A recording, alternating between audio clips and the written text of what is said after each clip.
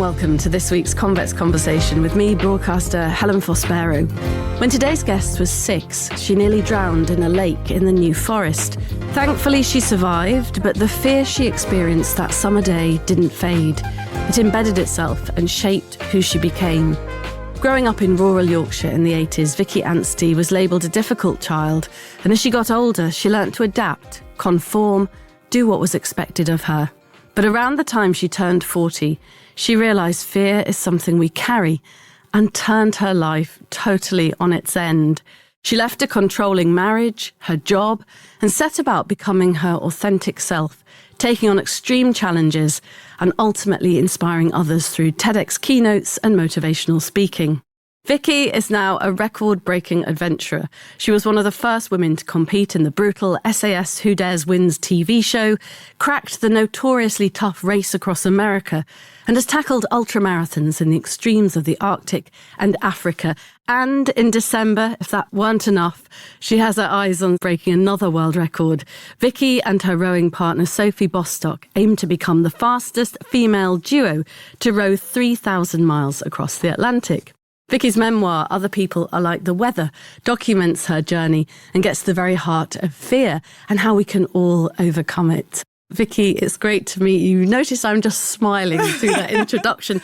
I am so in awe of what you've taken on, all after the age of 40, and how you've just found the real Vicki Anstey. Gosh, thank you. What a wonderful introduction. That's all true, isn't it? It reminds me of a moment where my best friend said to me at that inflection point in my life when I was leaving my marriage and about to radically change everything in my life, "Will the real Vicki Anstey please stand up?" And I didn't really know what she meant at the time. And I thought to myself, who is the real Vicki Anstey? Why don't I know who this person is that you seem to think is in there somewhere? And then I spent the next 8 years of my life finding out.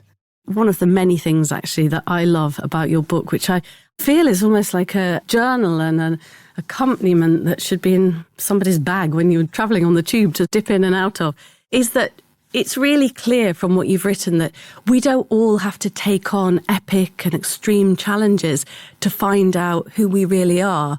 You've explained so beautifully how it's all about small steps, isn't it? Yeah, absolutely. And that's the journey that I've taken, really by accident, if I'm completely honest. But no, it doesn't have to be that way for everyone. That's my conduit. That's the route that I've taken. But yeah, small steps. Taking a pause in life, really thinking about whether the life you have is the life you want. Writing an email to someone, reaching out to someone, having a difficult conversation maybe. There can be all manner of small things that we can do to start shifting our life into a place where we're in the driving seat rather than spectating from the outside. And I think that's such a common thing, perhaps particularly with women. Yeah, I think you're right on that front, particularly with women. What is it, do you think, that's worked for you about the adventures we'll talk about a little later on are really epic adventures where you've really had to dig deep to survive them? Yeah, and I think that's the key word, survival. And I went into the very first of those adventures, SAS Who Dares Wins, at a time 6 months after leaving my marriage where I had no idea what I was going to do with my life. I had no bank account of my own. I wasn't in control of my own personal affairs.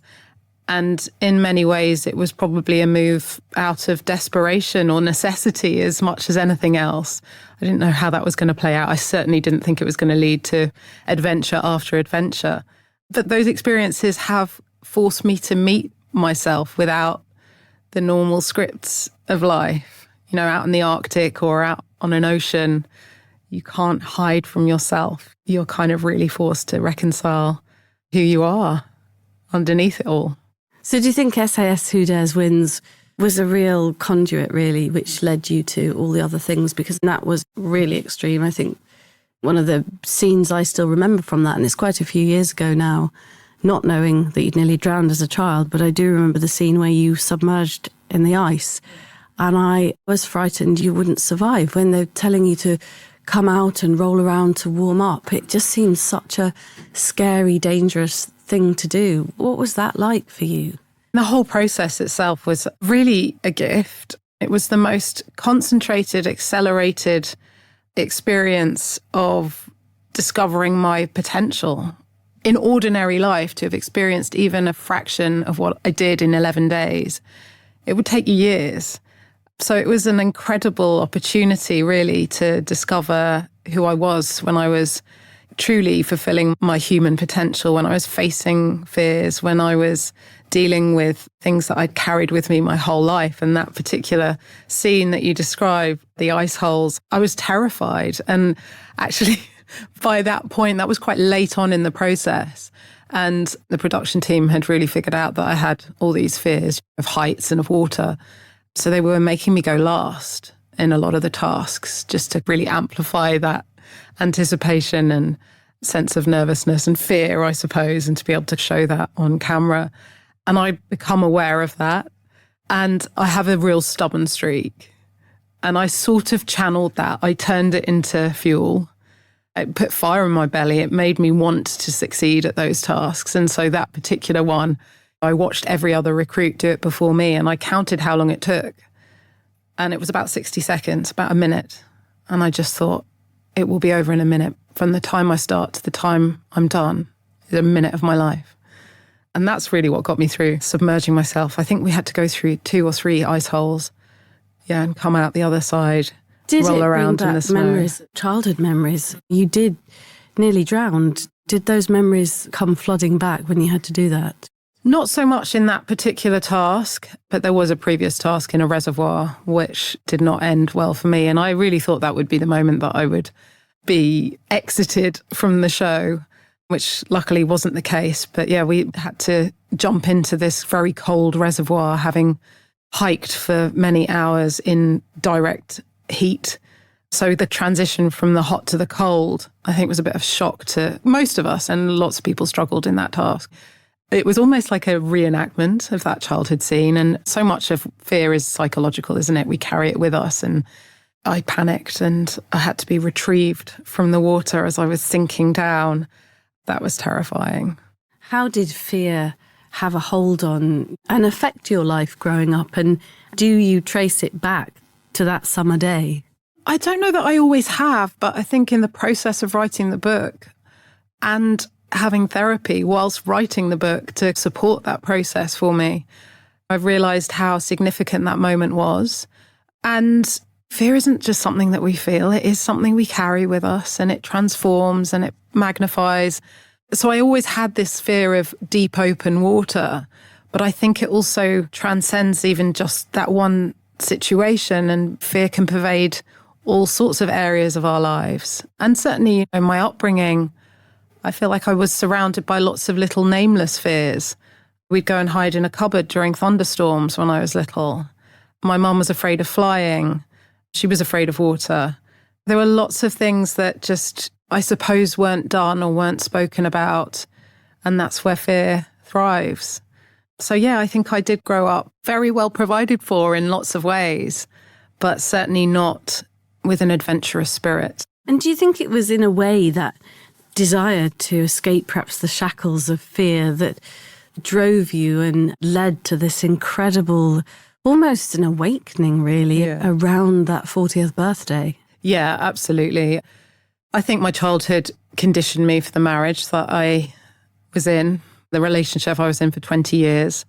And that became more and more limiting and suffocating for me. And yeah, I think sometimes we do just reach these points in our lives, these seminal moments. And it wasn't a magical moment of courage that suddenly appeared for me. I just caught my reflection in a screen one day at work and just thought, who am I? I don't recognize this life that I'm in.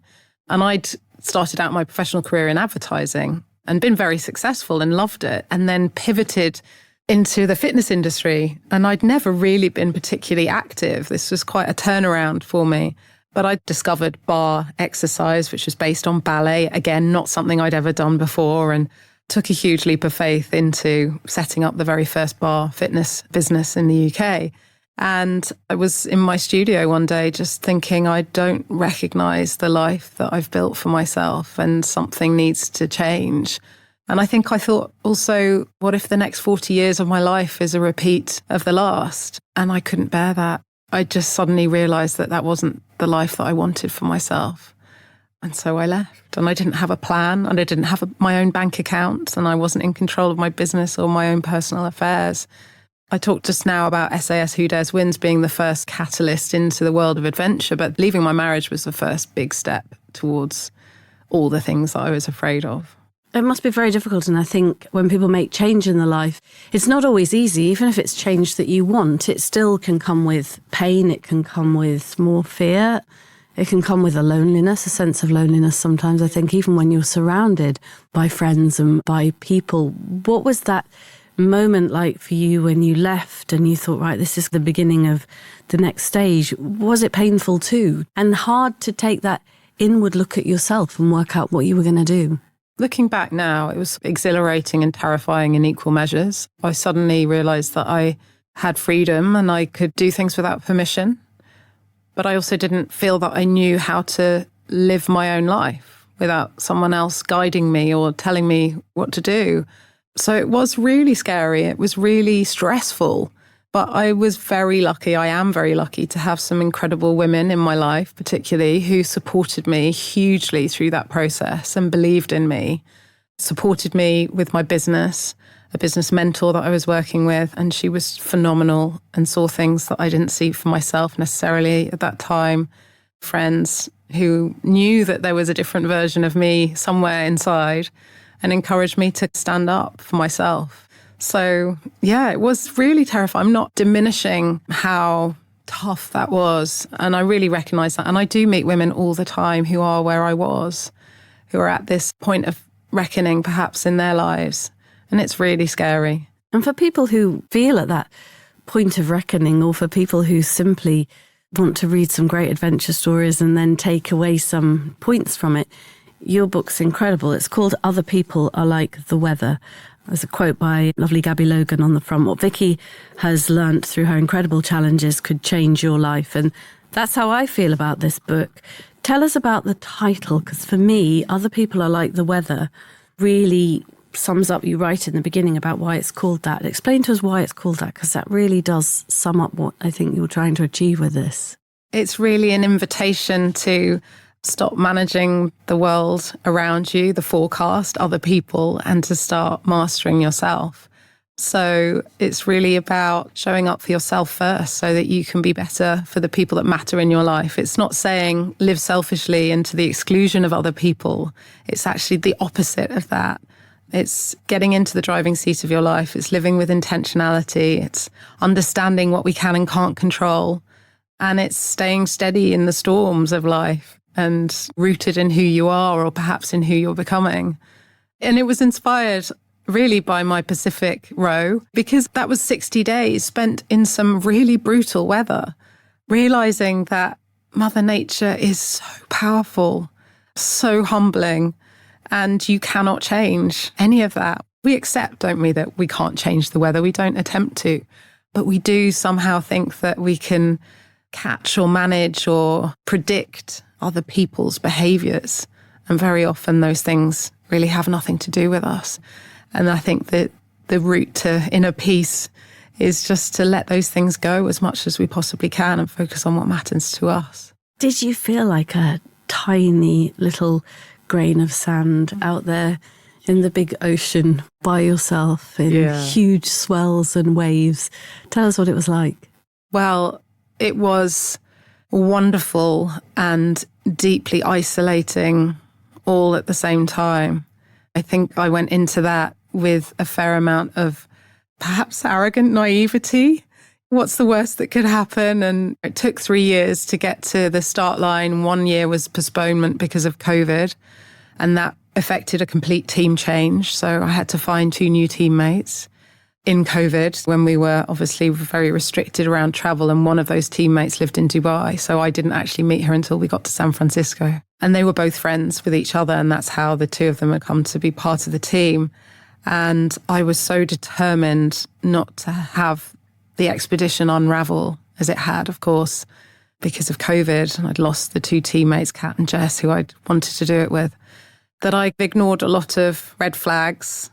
And yeah, we set off on the 30th of May 2021. And it took us 60 days to reach Hawaii, which was a world record. I was seasick for 23 days. It was brutal, big weather and lots of time spent on our parachute anchor, which means that it's too dangerous to row. About 100 hours spent locked in a tiny 6x3 foot cabin during violent storms. But the worst part of it for me was that the team dynamic was extremely difficult. And we never really reached a rhythm with that. And that's very hard when you're in dangerous circumstances like that and you're in such a tiny space. We've interviewed quite a few rowers and you look at that tiny space that you cohabit in the middle of the ocean, in the middle of nowhere. And it's really important, I think, that team dynamic works. So it's really hard if it doesn't.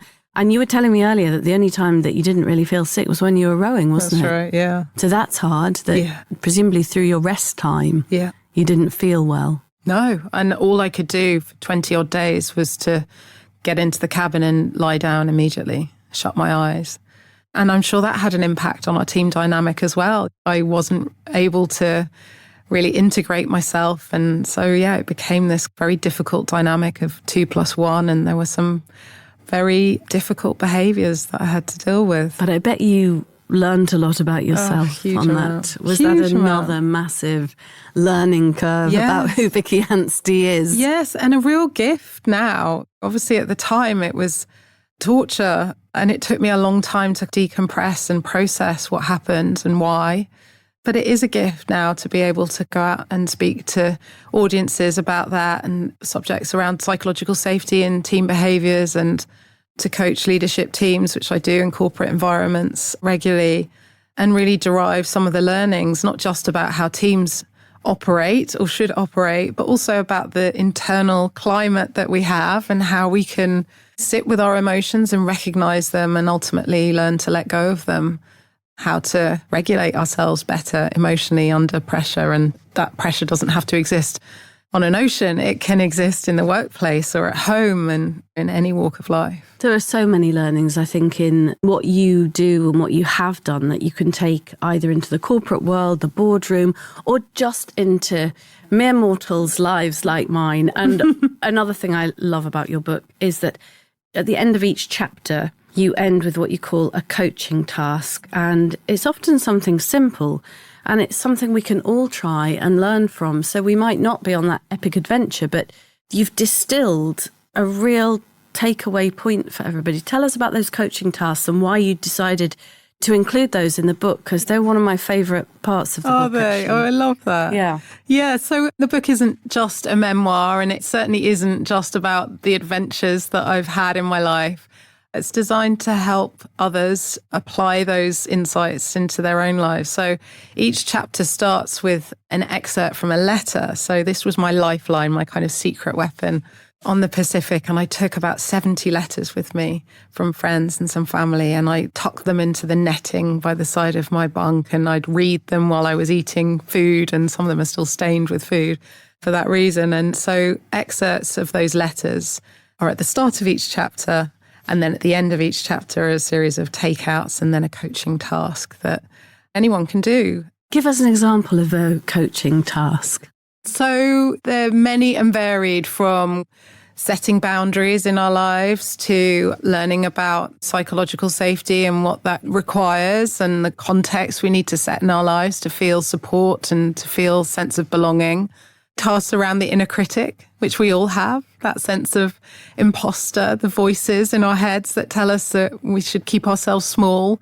And so those tasks are just very easy, practical steps towards altering your life, just making tiny shifts. And you also do takeaways as well, which I also liked. Yeah. So there's a list of takeaways too, aren't there, which is great. Yeah, and I hope then the book is something that people can dip in and out of. You could read it in one go, and lots of people are. I'm getting some really great reviews and people saying they can't put it down, which is just means everything to me. But yeah, you can dip in and out of it, come back to it later, bookmark parts of it. Even I love people to write in it and make their own notes in it. I'm always a scribbler in a book. I like to write notes in it and then revisit. But I think with your book, the nice thing is to sit down and read it and then dip in.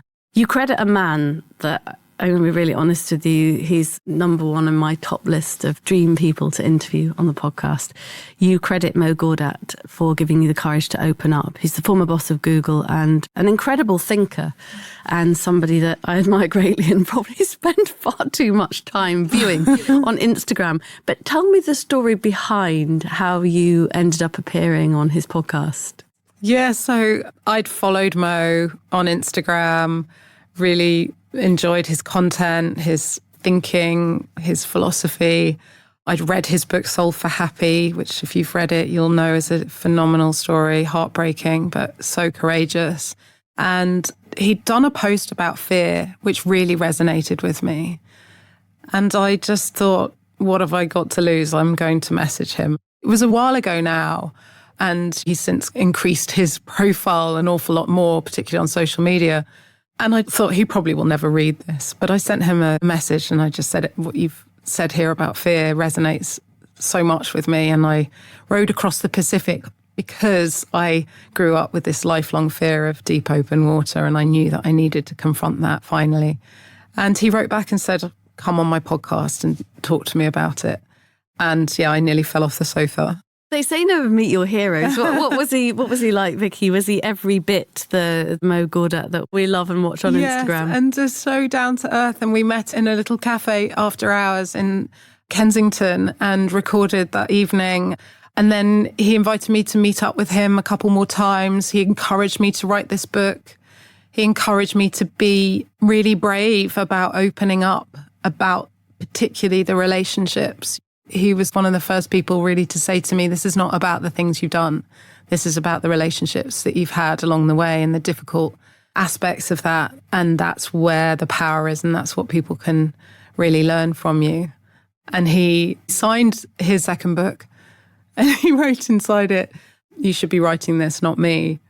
We had so much in common. It was such a great lovely episode. Thing to say. Yeah. He says that he found it hard sitting opposite you, imagining the other you. Yeah. And I totally understand where he's coming from. I can't really imagine the other you, Vicki, because I'm seeing this beautiful, vibrant soul walk in today, full of energy, massive smile, with all these accomplishments under your belt, doing great things. What was the other Vicki like? I find it hard to remember myself. It's such a radical transformation, really. That's not for everyone, but I think that's what I needed to do.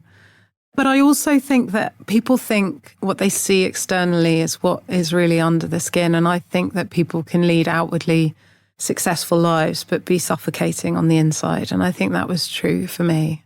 I was running a successful business and created this amazing community with that business. And I think people did think I was competent and confident and capable and strong. And I felt the absolute opposite to all of those things inside. So maybe there's just an aspect there where I needed to regain integrity for myself, not let myself down anymore, and stand up for the little girl as well, who perhaps always lived in accordance with other people's narratives.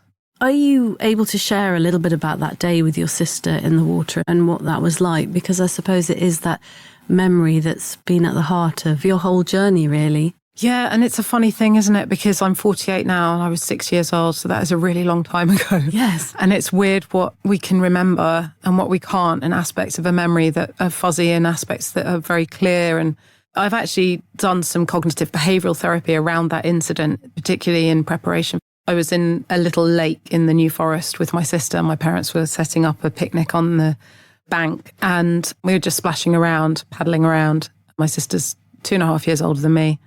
And suddenly we were out of our depth. And I panicked. My sister could swim at that point and probably would have been okay on her own.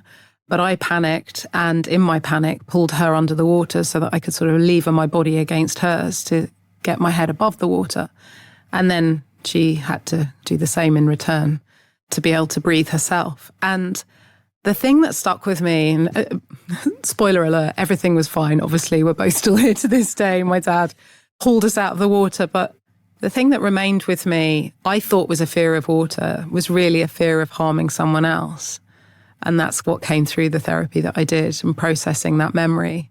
And that made me really fascinated in the neuroscience of fear and how fear can be presented to us in a certain way that may not necessarily be the truth. And we carry that around with us like a heavy cloak, perhaps for our entire lives. And that's almost nearly what I did until I guess I was forced to face up to it through this serendipitous journey into adventure and doing SAS and feeling to a certain extent that I'd let myself down in that task in the water. So proud of everything that I'd been able to achieve on that program. But that one moment felt like a huge failure to me. Why was this fear still in control of my life? And determinedly deciding to row across the Pacific as a means to confront that, realizing that fear doesn't have to be a barrier to us. I've started to learn really that it's a signpost to the very things that I should move towards. If That's I'm a really nice afraid way of looking at it, to yeah. be a signpost. So it's not the fear of the water, but the fear that by trying to breathe, you're pulling your sister under and she's pulling you under. And the guilt associated with that. At the age of 6, it wasn't my fault.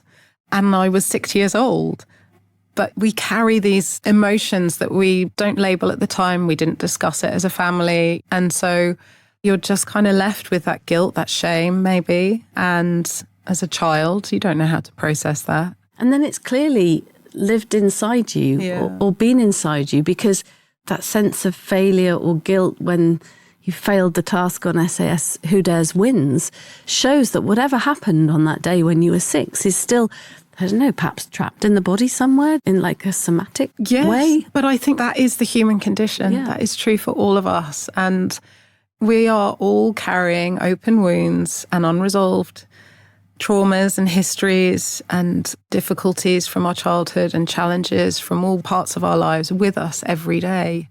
And I'm not saying that everyone has to live their lives in therapy, but acknowledging that and understanding that for ourselves as much for each other. And that's really, again, what Other People Are Like the Weather is all about. It's acknowledging that we're all carrying stuff around with us, accepting that, acknowledging it, and realizing that very often when we are in situations that feel challenging or where there's conflict, it's really not necessarily about us at all. And how can we harness fear and turn it into that signpost? I think the thing about fear is that it's not just emotional, it's physiological as well. And fear shows up for us as all sorts of physical symptoms. So increased heart rate or sweating palms or increased respiratory rate.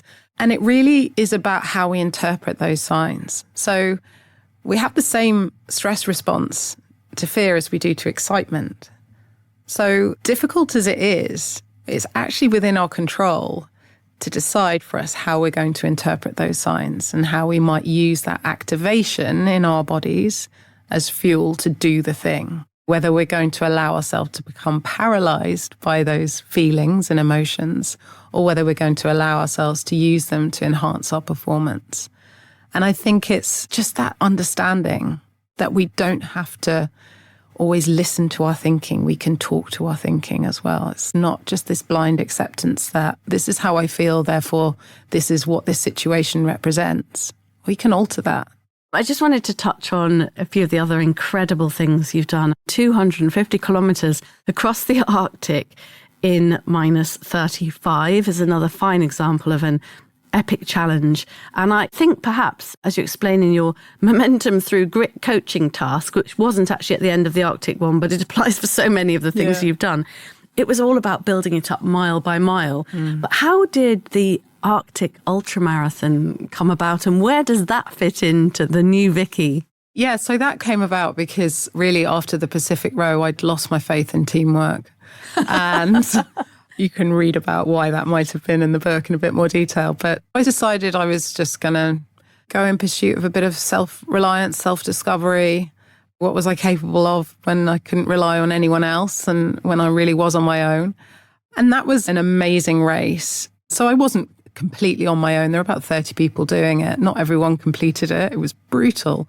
And I did do that with a wonderful friend. And that was, I guess, my first step back into trusting again. But it was brutal and metaphorically really just about putting one foot in front of the other. Some of those days were like 18 hours and it gets dark at 3 p.m. in the Arctic, facing blizzards and whiteouts and -35 degrees at night. realizing that the most important thing in that environment is to monitor your pace, is just to go really steady, because if you get too hot, you get hypothermic. If you get too cold, you get hypothermic. So you have to be really, really careful about maintaining pace. But just such an awe-inspiring environment. Well, there's some amazing scenes, not when you're in the blizzards or the whiteout, but did you see some extraordinary scenes in an extraordinary part of the world? Yeah, beautiful, but also just unrelenting. We were traveling across frozen lakes, and some of them were 20 kilometers long or wide.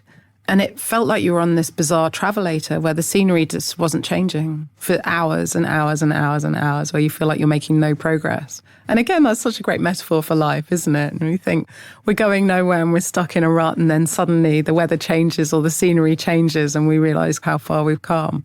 Did you enjoy it? Oh, I loved it. Did you? I loved it. And I also did another 250 kilometres across Kenya the following year. Well, that was in different temperatures. I think the temperatures temperatures were over 50 degrees in Kenya.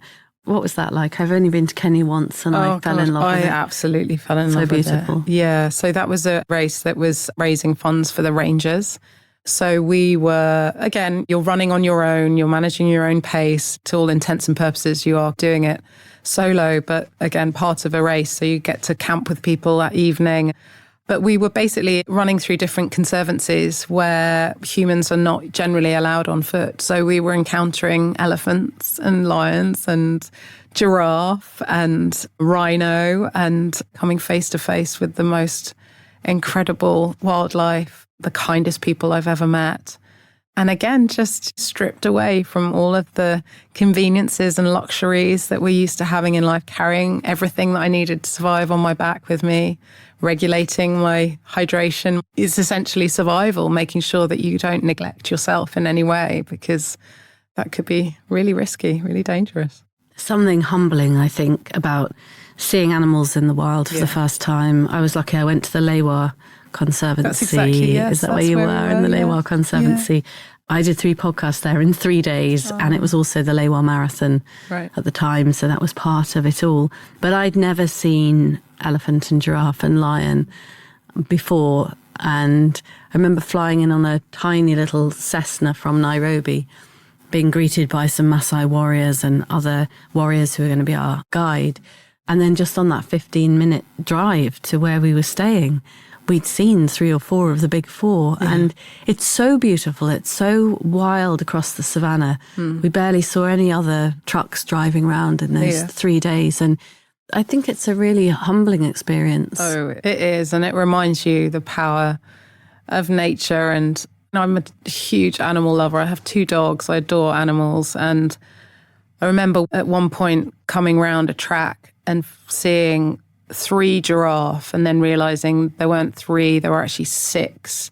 And they're all just standing there with their huge eyelashes just blinking at me. And I just stopped dead in my tracks. And I thought, I don't understand giraffe body language. Like, I know dogs, I know, but I don't know what to do in this situation. Are they a threat to me or not? And I just cried. It was the most cathartic moment. And I was going through a lot of stuff in the background, and it really gave me strength in such a primal kind of way. There's so much power in nature, just being out, much power, stripped away from all the things that we let complicate our lives in so many ways. The race across America was another incredible adventure you took on. 3,000 miles coast to coast cycle ride. And this time you're a team of 4 women. And it is billed, isn't it, as the world's toughest bike ride. Yeah. What are the standouts from that for you? Yeah, so I described to you this period of self-reliance that I went through, doing a couple of solo things. And then, of course, you come full circle to realise that we're meant to be with other people, and shared experiences are so much richer. And Race Across America had been on my bucket list. So I decided to pull together a team of 4 women to do it, which was terrifying in many ways. Firstly, because I wasn't a cyclist. And secondly, because obviously I'd had this experience on the Pacific and started to question whether I could thrive in a team environment, actually. But it was just the most wonderful experience. And it wasn't just the 4 of us. So we were 2 women from the UK, 2 from the US. And then we had a crew of 12, whose job was actually harder than ours in many ways. so that you have an RV to sleep in, not that we got actually any sleep. And then you have follow vehicles. So the team of 4 is split into 2 sub-teams of 2.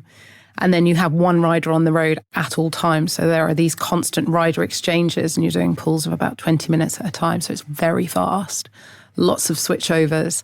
And then you come off. So you're on for 4 hours, then you're off for 4 hours. And of course, the crew have to be there to follow you, to make sure you're safe, to get food ready for you, to do all the logistics of the route planning. Honestly, what they did for us was phenomenal, all giving up their time for free. For our record, we got a world record for doing it. It was the most wonderful experience, truly, of just amazing human spirit and mostly strangers just coming together to achieve something fantastic. And they're all in the background. It's you guys as the world record holders that take the glory from all of that. But it's nice that you acknowledge the work that they put into they really it, made the it for backbone us. that they made it possible. I've been lucky to travel across 30 states in America. I would imagine the scenery as well in some parts was breathtaking. Amazing. And when you're in certain parts of America, you feel like you're just on a different planet. It's just so vast. What did you love? Which were the areas that you really loved cycling through? I love Colorado and Ohio. We started off in Oceanside in California, and then very quickly you're in Arizona, and then in Kansas, and just the vastness. The roads just go on. I mean, I've done Route 66 and things like that. And the roads just go on and on and some of the time we're in back roads, and then other times you're on a highway.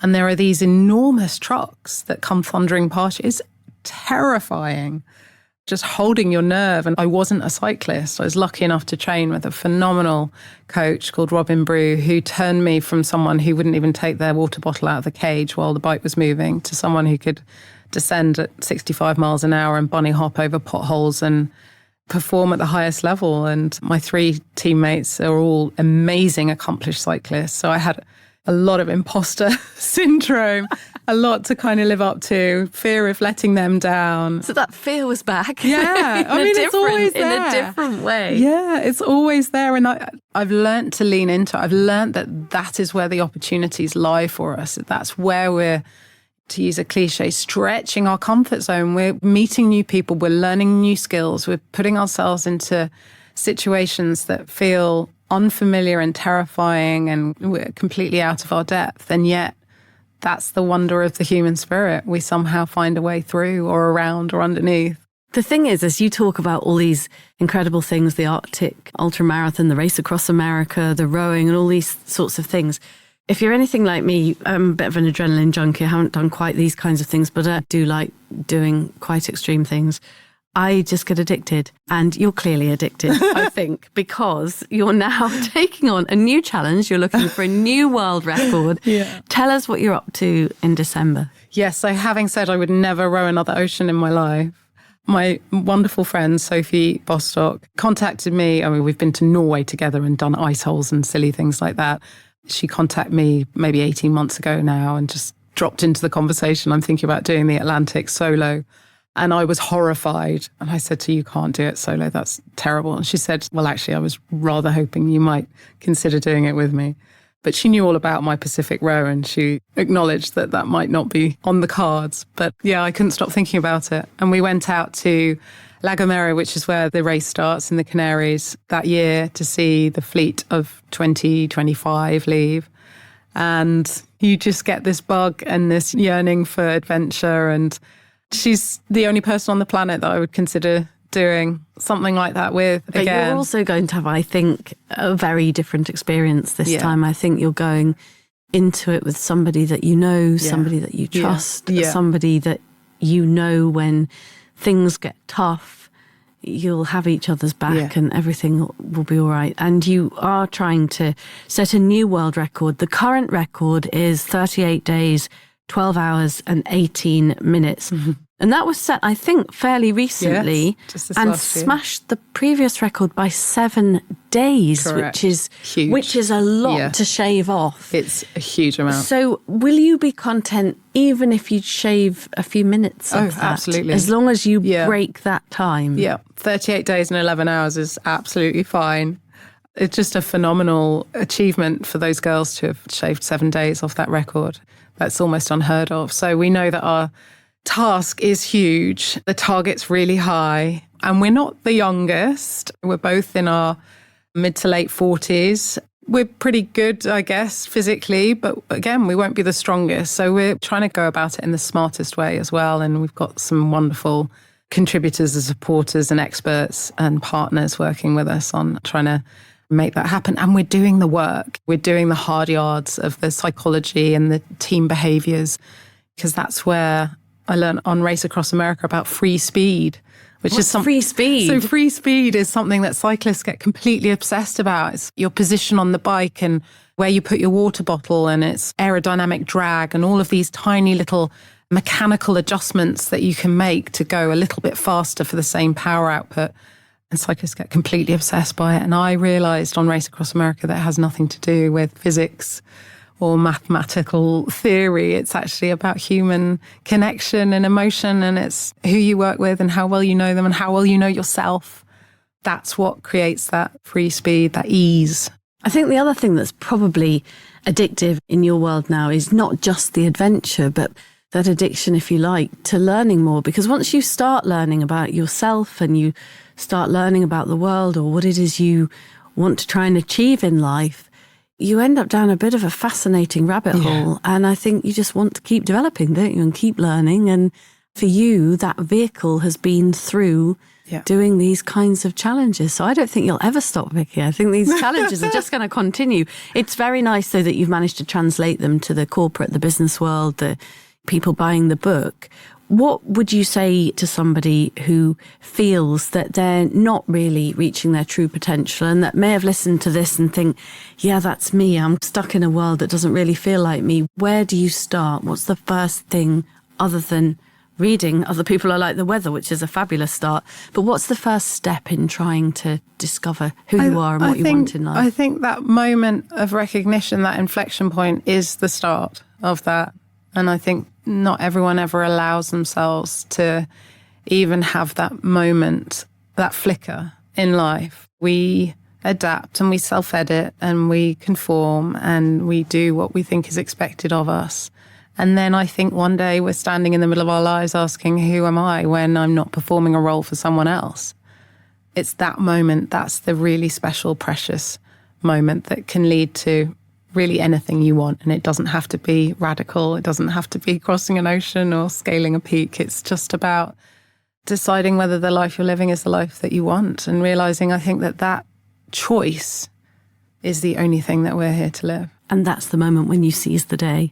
I did want to just mention at the end that you're also UK ambassador for the charity Inspiring Girls. Yeah. I know a little bit about the charity. It was founded, I think, by Miriam Gonzalez Durantes, wasn't she, the former Deputy Prime Minister Nick Clegg's wife. Yeah. Why is that charity important to you? What kind of work does it do that you want to champion? So Inspiring Girls is an international charity. They operate in nearly 50 countries, I think, now, which is remarkable. And they exist really to raise the aspirations of young girls between the ages of 11 and 16. And I love the simplicity of the concept. It's just putting female role models in front of young girls and showing them what's possible. And it matters deeply to me because I'm so often asked who was my role model growing up, who was my female role model. I couldn't tell you. Short of Olympic athletes who you'd see on the TV once every 4 years, I don't think there was any physically strong, adventurous, courageous women on my radar, really. And I think it's important that girls can see that. And one of the really key messages that I always try to relay in my work with those girls is that life doesn't have to be a linear path. It can take all sorts of twists and turns, and just not to get too caught up on what we think the world expects of us, and to really focus on what's important within. It's been a real joy to talk to you. I've been really looking forward to this. I knew I'd really enjoy it. Do keep on sharing your story, inspiring others. Best of luck for the row in December. I hope you'll let me know how you do. And also, I hope lots of people find your book because it's great. I like the fact I've got my preview copy. You've also bought me the beautiful hardback version. Now it's finished, but there's actually something special about the preview copy with your lovely handwritten note when you posted it to me. So, thank you, Vicki. You're Thank you for having me. Incredible I love this woman. conversation. Thank you so much. You've been in the company of the wonderful Vicki Anstey talking about her life, much of which is documented in Other People Are Like the Weather, a handbook. I think it is a memoir, it's a handbook, it's a journal, it's all kinds of things which could help us all make change. Download and subscribe to our series at convex.podbean.com or search The Convex Conversation on Spotify, Apple or wherever you listen to yours. I'll be back next week with another great guest. Join me then.